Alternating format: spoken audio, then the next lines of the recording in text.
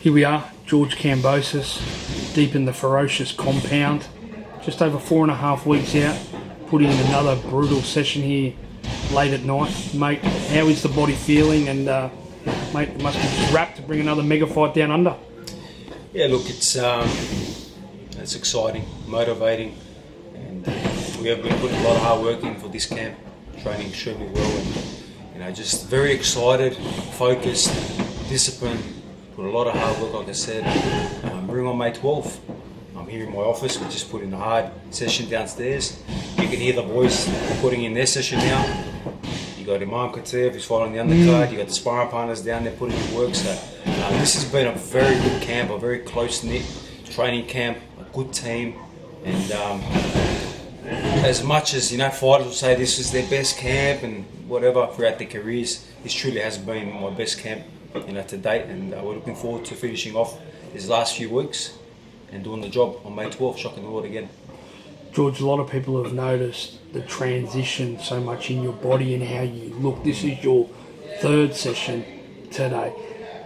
Obviously, when you prepared for Lopez and you prepared for Haney and the likes of those guys, with Lomachenko, did you feel mentally that you had to take it up a notch in terms of the physical training, in terms of the mental training? Everything. We are checking every box. My dietitian has been on me for months.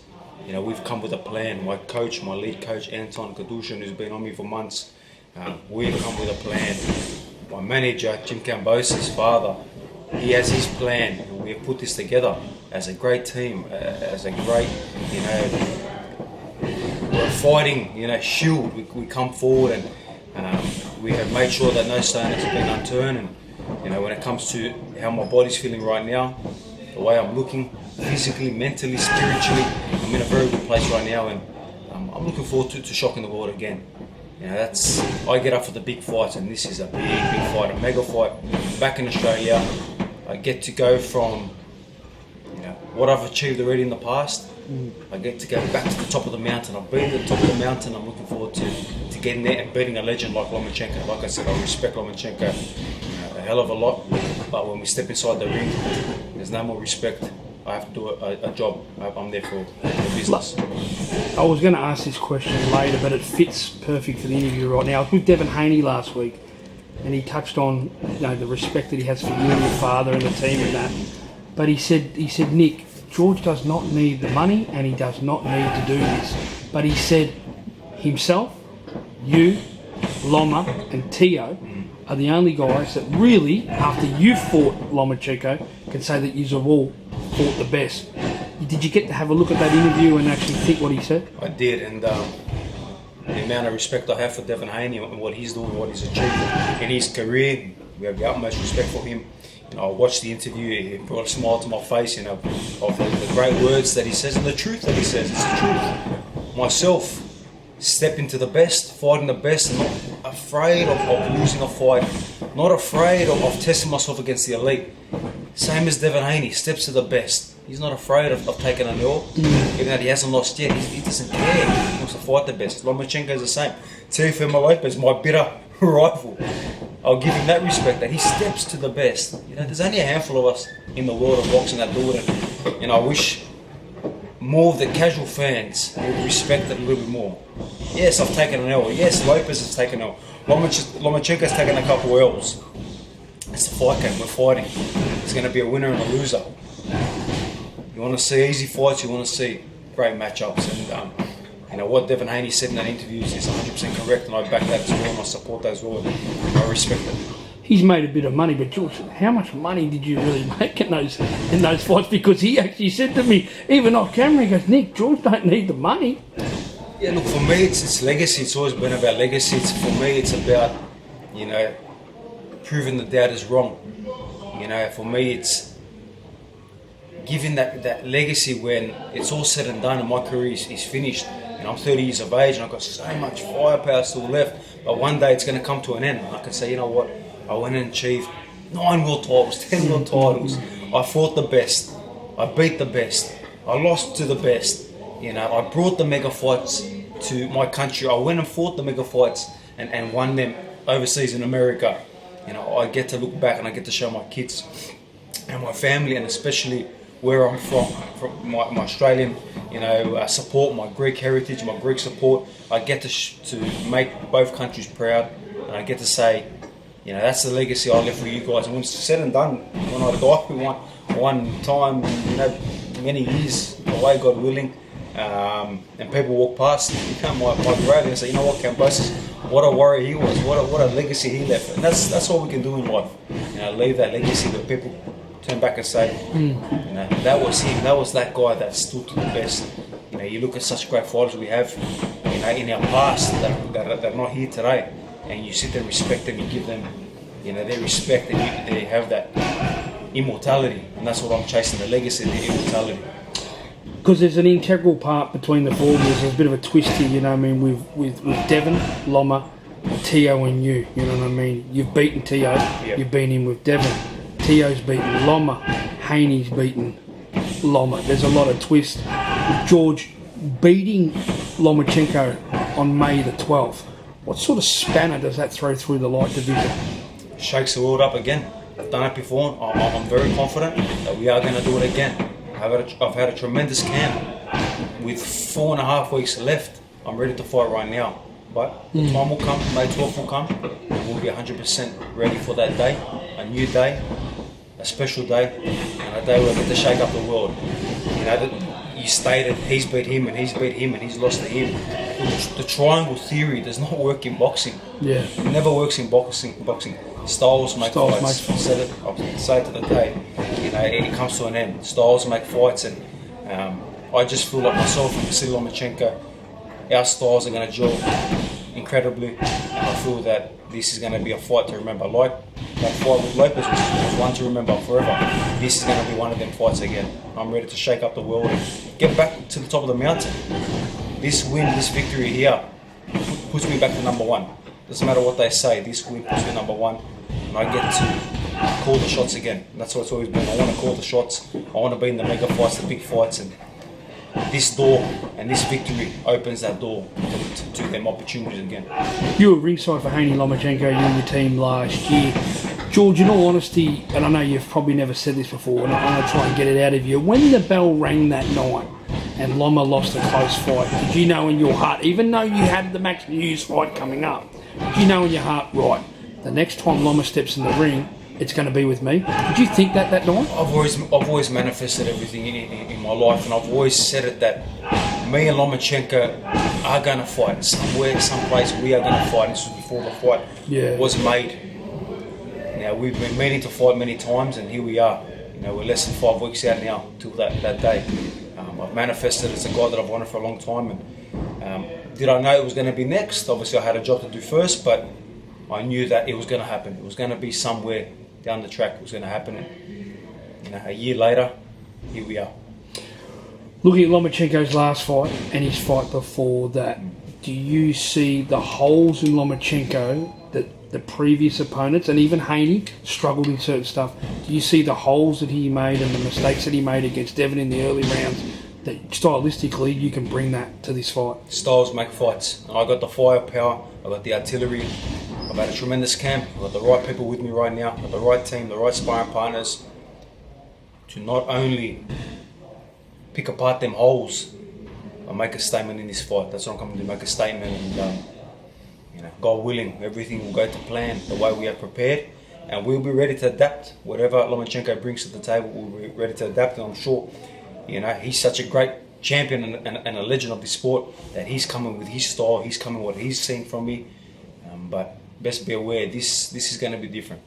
That message that you sent to him in the press conference about his chance, you were undisputed. Devin Haney has been undisputed. Canelo, Jamel Charlo, so many different people. You sit in that list. Yep. When you spoke to him in the press conference that day, do you think that got to him a bit? That he had the chance against Teofimo? You took the chance. He didn't? Yeah, I think as soon as I said it, you can kind of see his face react, and I'm very big on reactions and how people take things, especially when I come across and I say it, and it's not in a way of arrogance, it's a way of my confidence, the way I say it, and I say it from the heart, and I wear my heart on my sleeve. People are going to say, Kambosos wasn't undisputed, Lopez wasn't undisputed, Haney beat him for undisputed. Look, me and Devin are good friends now. Yes, Devin Undisputed. He did it. But in my heart, I did it. In a lot of people's hearts, I did it as well. And, you know, I paid my sanctioning fee to WBC. I paid hundreds of thousands of dollars to him. So I was their champion. I was their super champion. The WBA had the same issue in that matter of me being the super champion, Tank being the regular champion. But there was ever an argument in that situation. It's because of the name, the franchise, people are confused. But look, it is what it is. It doesn't... I don't sit here at night and think to myself, oh my God, was I undisputed or am I undisputed? No. I don't give two fucks, to be honest. And excuse my French. I'm happy in my life. I'm very happy with what I've achieved and what I'm about to achieve right now. I sit here in my office. I've got a beautiful gym downstairs. And I'm very proud of what I've been able to do in this sport. And that accolade, yes, I went and did that. But that's in the past. My full focus is May 12th. I've got the IBO World title, the IBF I get to add to my collection, 2 beautiful red belts, you know, in my cabinet after May 12th. May the 12th, obviously we've got 4 weeks to go, a sold out venue, a massive undercut. I want to talk about a couple of fighters first, but I'm going to start with Aman Katev, who trains here in the Ferocious compound. He's making his Perth debut. Tell us a little bit about him and how you guys sort of, you know, linked up, and obviously he's now working in with you guys, and how much does it mean for you to sort of have someone from the Ferocious team on the undercard? Yeah, look, it's Aman Katev is a wrecking ball.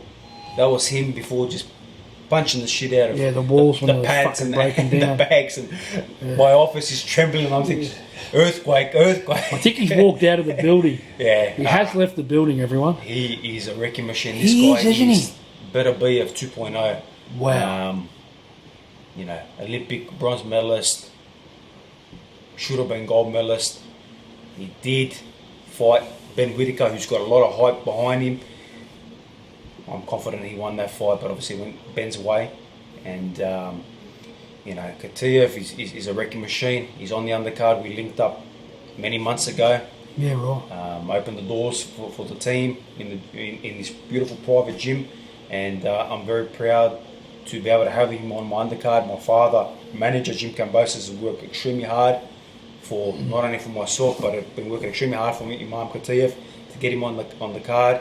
Obviously, his promoter, Eye of the Tiger, Canadian-based promoters, you know, have done a tremendous job, you know, putting it all together with my promoter, Lou DeBella, and obviously Top Rank as well. So exciting times for the Ferocious Gym, exciting times for, you know, our whole team, exciting times for our lead coach, Anton Kadushin.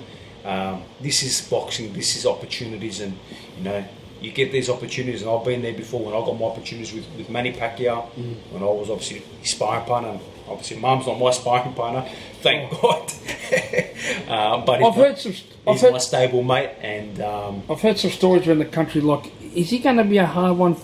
Like, in all honesty, you know, I know some people are going to watch this at light heavyweight, but is any of these light heavyweights going to hop in with him? No one beats him here in Australia, I'm telling you now. No light heavyweight, and that's no disrespect, no light heavyweight will beat Imam Katev here in Australia. This guy is being fast-tracked and will be fast-tracked to a world title fight. I know there will be some regional titles on the line. Obviously, top 10 ratings will come through, and you know, he will make his way to a world title. But of course, he has my support. He's got a great coach, great team, my father supporting and helping everything he can, and you know, he will, you know, do the business. But if any of these Australian guys, these light heavyweights, think they're up for the task, definitely let's do it. Let's make it happen. And if they want to put a little wager on, come talk to me, because I'm more than happy to put a wager on with Imam Katev being victorious. Jason Maloney was rumoured to fight, and shout out to Jason, he's going to defend his WBO world title. Another guy that probably doesn't get a lot of recognition, and someone that, you know, you two respect each other so much. He's going to fight up in Japan.